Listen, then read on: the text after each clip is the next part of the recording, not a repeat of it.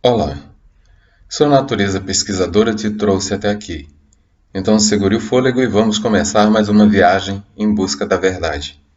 Nos vídeos anteriores, quando falamos de Albert Einstein e Stephen Hawking, vimos que erros podem ser aplaudidos de pé pela comunidade científica. De outro lado, descobertas extraordinárias, como aquelas mostradas no vídeo do Dr. Cícero Galli Coimbra, podem ser rejeitadas ou mesmo desacreditadas sem nenhuma explicação aceitável. O que deixa evidente que, mesmo no meio científico, muitas vezes prevalecem interesses além da verdade. Mas que interesses seriam esses? A comunidade científica mundial se tornou instrumento de grande interesse dos poderosos. A partir dela, bilionários têm justificado a qualidade e necessidade dos seus produtos. Imagens de pesquisadores e frases como nova fórmula, nova tecnologia, estão sempre associadas aos comerciais a fim de dar a aparência de que este ou aquele produto é da mais alta qualidade. As grandes empresas financiam pesquisas tendenciosas e manipulam pessoas para criar os meios de controle que decidem quem deve ou não ser reconhecido no meio científico. E não tenha dúvida, os interesses econômicos delas são a principal regra desse controle.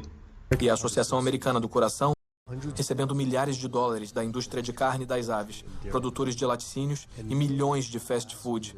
Cada uma dessas organizações estava recebendo dinheiro de empresas de carne e laticínios, que estão associados às causas das doenças. Se você acha que não é bem assim, pense um pouco sobre os motores a combustão.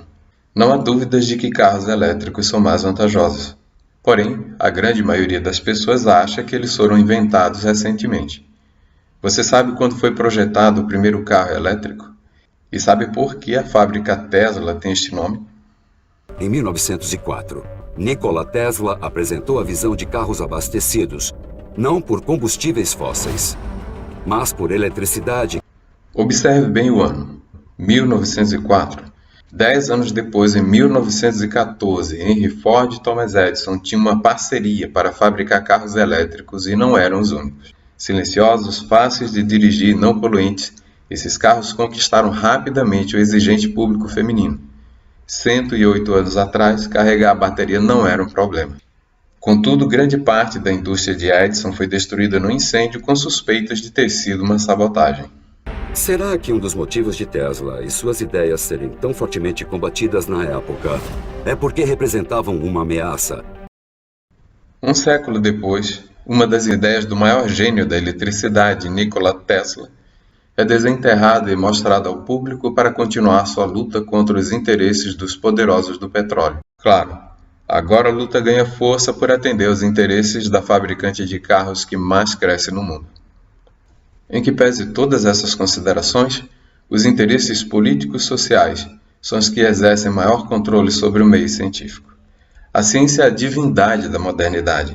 Se algo recebe o título de científico, seu poder de convencimento é assombroso. Aceita-se a informação sem desconfiança.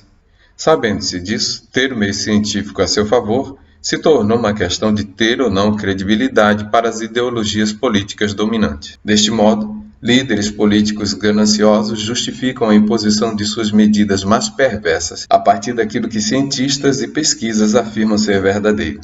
É fato notório que Hitler fundamentou a ideia de superioridade do povo alemão na teoria da evolução das espécies.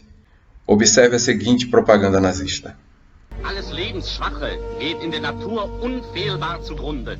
Wir Menschen haben gegen dieses Gesetz der natürlichen Auslese in den letzten Jahrzehnten furchtbar gesündigt. Wir haben unwertes Leben nicht nur erhalten, wir haben ihm auch Vermehrung gewährt. Die Nachkommen dieser Kranken sahen so aus, die tiefer stehen als jedes Tier. Assim, convencido da sua superioridade, o povo alemão rendeu homenagens a Hitler, que encontrou campo aberto para cometer as maiores atrocidades do século XX. Não pense que isso é coisa apenas do passado. Meios de comunicação, órgãos públicos e conteúdos de universidades são hoje controlados de modo a não dar oportunidades a quem se opõe a esses interesses. E essa não é uma afirmação nossa. Muito além de descrever como o Estado usa instituições culturais para conservar o poder, Antônio Gramsci elaborou ações pedagógicas para a expansão da ideologia comunista através das escolas, universidades e meios de comunicação. E nesta tarefa, seja você partidário ou não do comunismo, deve reconhecer que Gramsci foi muito bem sucedido. A ideologia comunista prevalece hoje nas escolas e universidades do mundo inteiro. Pois bem, os detentores do poder sempre esconderam da classe menos favorecida o conhecimento que lhe daria o poder de pensar e decidir contra os seus premeditados interesses. Quanto mais incapaz de questionar você acreditar ser, mais submisso e consumidor das ideias superiores será. Por isso é indispensável que homens que defendem doutrinas que favorecem o engano dos poderosos sejam vistos como inquestionáveis. Para o fim de enganar, a doutrina do relativismo é arma poderosa. Utilizando-se de argumentos tirados de observações sempre parciais, subjetivas, conclui-se que aquilo que é verdade para um não é verdade para outro. Verdades absolutas não existiriam, portanto. A proposta é sedutora por dar a entender que nossas razões sempre serão respeitadas e com status de verdade. Na prática, isso conduz as pessoas à dúvida e o certo ou errado se perde em meio à confusão. Seu poder de argumentação é afetado. Como resultado, havendo conflito de entendimento, sempre predominam os interesses dos mais poderosos e a grande massa, ainda acreditando receber o melhor, tem o seu direito relativizado de acordo com os interesses de ideologias superiores. A fim de entendermos melhor o que é o relativismo, observe com bastante atenção a seguinte aplicação prática. Ela vai nos ajudar a compreender com facilidade o equivocado raciocínio desenvolvido por Einstein nas páginas 16 e 17 do seu livro A Teoria da Relatividade Especial e Geral. Pergunta-se: as bolinhas se movem em linha reta ou em movimento circular? O movimento realizado pelo conjunto das bolinhas reproduz o movimento de um círculo com metade do diâmetro do círculo azul girando dentro dele. Isso nos faz concluir que cada uma das bolinhas possui movimento circular. A visão relativista afirma que o movimento das bolinhas depende das condições de observação de cada um.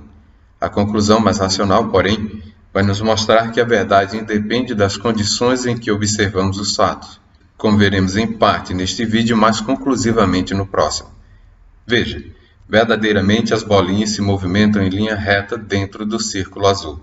A percepção inicial é equivocada, mas a visão relativista contra-argumenta. Não é possível concluir de forma absoluta, pois as bolinhas que se deslocam verticalmente, por exemplo, podem estar descrevendo movimentos semicirculares se todo o conjunto estivesse deslocando para a direita.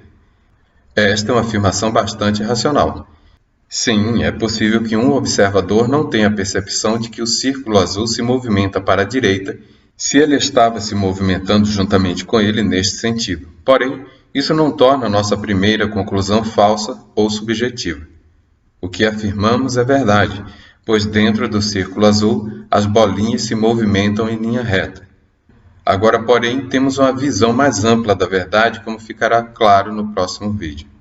Relativizar concluindo que a verdade muda de acordo com a perspectiva de quem observa é concluir que os equívocos de cada um são suas verdades.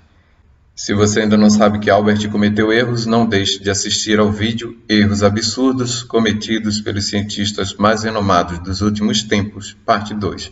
Para que este vídeo não fique muito longo, deixamos mais esse equívoco surpreendente de Albert Einstein para o próximo vídeo. Se gostou, não esqueça de compartilhar o vídeo e de dar o seu like. Nossos vídeos não são populares e nos exigem muito trabalho, mas é muito mais gratificante saber que de algum modo podemos ajudar.